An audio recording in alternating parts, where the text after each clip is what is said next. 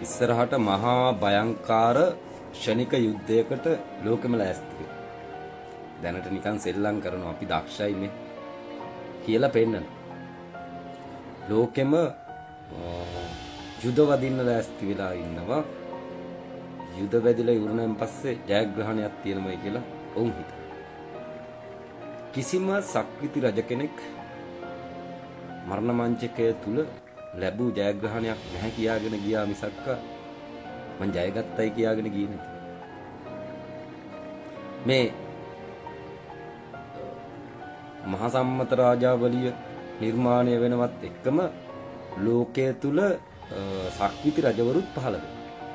ඒ කට්ටියන්ට ධර්මයක් ගැන තේරෙන්නේ නැති වෙනවා. ඒ කට්ටියන්ගේ බලය තාක්ෂණයකට පෙන්නලා මේකෙන් කරන්න පුළුවන් දේවල් මේ කියලා පුටු උඩ ඉඳගෙන සල්ලි වියදම් කරනවා සම්බාධක දාගෙන තමන්ගේ බලය තමන්ගේ හයිය තමන්ගේ රටේ තියෙන වූ දක්ෂතාවය උන් පෙන්නමින් සිටි.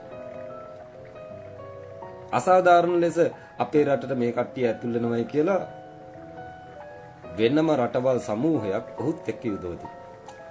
දැන් මේ යුද්ධය ලස්සනට එක තැනකට ගොනු කොල්ලා රටවල් 57ක් එක රටකට ගොනු කොල්ලා යුද්ධයක් කරනවා පේනෝද කියලා. මේක සමස්ත ලෝකෙ පුරාම යන්න තියෙන එකක්. සමහරක් වෙලාවලට මේ ඊජිප්තුවෙන් පල්ලෙහා පැත්තේ සුඩානි දැන් ගන්න දෙයක් නැති. ඒක ගන්න දෙයක් නෑ. විනාශ වෙයි. බලය ඇල්ලීම සඳහා බෙහෙසෙන කට්ටියක් වෙයි. මේකේ ආයුධ ජාවාරම තුල තමයි මේ ලෝකෙ පවතින්නේ. ඒ කියන්නේ අවියෙන් තමයි කට්ටිය බලය පිහිටවල තියෙන්නේ. කිසිවෙක් අවිහිංසාවාදයෙන් ඒකත් අවියක් වෙයි. අවිහිංසාවාදයෙන් වාද කරලා අවියක් වෙන්න. හිංසාවාදයෙන් ගැලවා ගැනීමට ඒ අවිය ප්‍රයෝජනවත්. අවිහිංසාවාදය කියලා වචනයක් ලෝකෙ පුරා එදා ගිහිල්ලා තියෙනවා. ආර්ය දේශයෙන් ලංකාවෙන් පිට වෙලා තියෙන එක නේ. අවිහිංසාවාදය කියලා වචනයක් චීන, ජපානයේ, කොරියාවේ ලෝකෙ පුරා ගමන් කරා. ඒකේ අවි තිබිලා නැති වෙනවා මේ දකුණු අප්‍රිකාව දක්වා, ඊශ්‍රායල් දක්වා, රුසියාව දක්වා මුළු මහද්වීප පුරාම පැතිරලා ගිහිල්ලා තියෙනවා. ගිහිල්ලා නැත්නම් ඇමරිකාවට විතරක් වෙනවා. එහෙත් ඔය රතු ඉන්දියානුවෝ ස්වභාව ධර්මයට හේතු වෙලා ජීවත් වෙලා තියෙනවා. මෙතන හිරු නොපසින රාජ්‍ය නිර්මාණය කරගන්න අවශ්‍ය වෙලා නැවත මේක බෙදා දෙන වෙලාවේ ඒ කඩා බිඳ දැමූ ආකාරයට නැවත යුද්ධයක් ඇති වෙන ආකාරයට මේක බෙදාගත්ත වෙනවා. යුද්ධ පටන් ගත්තේ ව්ලාඩිමිර් පුටින්. ඒ වගේම මේ යුද්ධේ පටන් ගත්තේ බලය පෙන්වන්න වෙයි.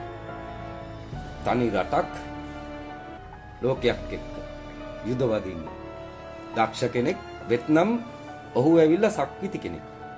ඒ සක්විති තනියෙන් පහළ වෙලා තියෙන. යුද්ධය හුට බාර දීලා තියෙනවා. ඔහු වෙනුවෙන් මම පෙනී සිටිනවා. න්‍යෂ්ටික වැට නිර්මාණය වන තෙක් ඔහුට ශක්තියක් වෙනවා. ඔය යුද්ධයට අවශ්‍ය ප්‍රමාණයට වැඩිය අභිආයුධ ඔහු සතුව පවතින. නමුත් මෙහි කෙලවර හැදෙන්න ලෑස්ති වෙන්නේ න්‍යෂ්ටික වැටක්. මෙන්න මේ න්‍යෂ්ටික වැට හැදෙන වෙලාවට කොහේ හෝ රටක් ආර්ය වෙලා තිබිය යුතුයි කියලා. ආර්ය අවිහිංසා මේ දජය ඔසවාගෙන ලෝකෙ පුරා ගමන් කළ යුතුයි කියලා කියන. දැන් ඉතින් ප්‍රශ්නයක් නැහැ. තාක්ෂණයේ දියුණු වෙයි. හැදෙන්න තියෙන න්‍යෂ්ටික වැට වෙන. නේටෝ සහ රුසියා කියන න්‍යෂ්ටික වැටවල් දෙක නිර්මාණය විය යුතුයි. ඊට පස්සේ යුද්ධේ තියෙන දින 28ක්. යුද්ධේ තියෙන දින 28ක්. න්‍යෂ්ටික එක අවියක්පත් වුණොත් ඊට පස්සේ දින 28යි තියෙන්නේ ලෝකෙ. ඒ වෙලාව වෙනකොට මේ කියපු කතාව පට්ට විදියට වටිනවා. අපි මොකද්ද කළ යුතු වෙන්නේ? සමස්ත රටම එකතු වෙලා ධර්ම රැකිය යුතු වෙනවා. පේන දෙකලවර රැකිය යුතු වෙනවා.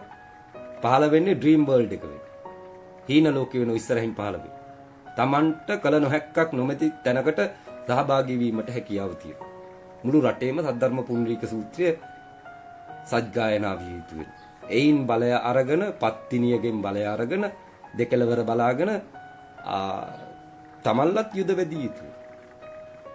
න්‍යෂ්ටික යුද්ධය ආරම්භ වුණායින් පස්සේ දැන් එතෙන්ට එනකන් ඉන්නවද කියලා අහන කට්ටිය. මේ දැන් හැකියාව තියෙනවා අර පත්තු වෙන සෑම අවියක්ම නතර කරලා අර සල්ලි මෙහෙදීපන් කියලා කියන. පුටින් ටච් කීමට හැකියාව තියෙනවා, සෙලංකි ටච් කීමට හැකියාව තියෙනවා. හැබැයි ඒක කිව යුතු වෙන්නේ රටේ නායකයෙක් වෙන්න. රටක නායකයෙක් කිව යුතු වෙන්නේ. මං කියලා වැඩක් නැති. මට නායකයෙක් වෙන්න මං කලක් ඉල්ලලා තියෙනවා. මට නායකයෙක් වෙන්න. සමහරට ඒ වෙන වෙලාවට ලෝකෙටම නායකයෙ වෙන්න ඉඩ තියෙනවා. ලෝකෙටම එකවර